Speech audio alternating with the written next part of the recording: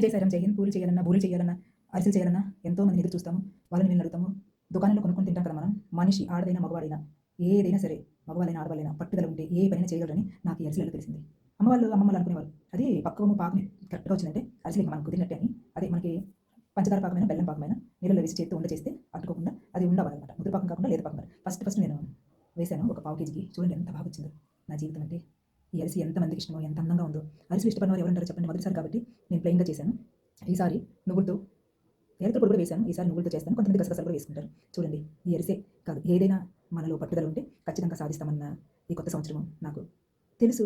కానీ చేయలేనేమో అన్న ఒక అనుమానంతో ప్రతి ఒక్కది నేను వెనక్కి తగ్గేదాన్ని. కానీ అరిసె అంటే చాలా భయం. అస్సలు ఎంతోమంది ఎన్నో మాటలు ఉంటే నేను భయపడేదాన్ని. అలాంటిది మనసులో పెట్టుకొని 33 కోట్ల దేవతల్ని, గ్రామ దేవతని, ఇష్ట దేవతని, కానీ దేవతలు మన ఇంటి పెద్దవాళ్ళు కూడా మనకి ఆశీర్వదించాలి కదా! వాళ్ళందరూ ఆశీర్వాదం తీసుకొని నేను చేయడం అనేది జరిగింది. అసలు ఇంత బాగా వస్తాయని నేను కల్లో కూడా అనుకోలేదు. చూడండి అర కేజీ కొట్టాను. పావు కేజీ పైనే పిండొచ్చింది. కొలత లేదు, ఏమీ లేదు.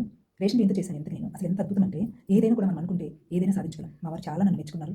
ఏం చేసినా వాళ్ళు తొందరగా ఆయన నోటి నుంచి సమాధానం రాదు. కానీ అరిసె తినగానే అరిసె అంటే ఇలా ఉండాలంటే ఇంకా నాకు చాలా చాలా హ్యాపీ. ఎన్నో కోట్లు ఆయన నాకు ఇచ్చినట్టయింది. మా ఇంటి దేవతలు, మా ఇంటి పెద్దవాళ్ళు, మా కులదేవత, గ్రామదేవత, ఇష్టదేవత నిజంగా నాకు తోడు నీరు అండదండగా ఉండి నాకు బ్లెస్సింగ్స్ ఇస్తున్నారు అనుకుంటాను. ఇదేమో బెల్లంతో చేసిన సున్ని ఉండలు. ఈ గోదావరిలో అయ్య బాబోయ్! గోదావరి అంటేనే సున్నుండలే, పూతరేకులు. చూడండి ఇదేమో పంచదారతో చేసింది.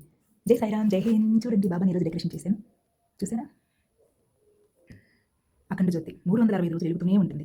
కొండెక్కే ముందు అప్పుడప్పుడు చూస్తూ ఉంటాము. చిన్న నిప్పురవ్వలాగా ఉంటుంది. మళ్ళీ నూనె పోసి మా వారు సెర్చ్ చేస్తారు. ఈ అఖండ జ్యోతిని చూసుకునేదంతా మా వారే అనమాట. జై సాయిరామ్. అద్దంగా కనిపిస్తున్నారు చూడు బాబా. జై సాయిరామ్, జై హింద్. ప్లీజ్ లైక్ చేయండి, సబ్స్క్రైబ్ చేసుకోండి. బిగ్ బాస్ వరకు అందచేయండి. సంక్రాంతి శుభాకాంక్షలు.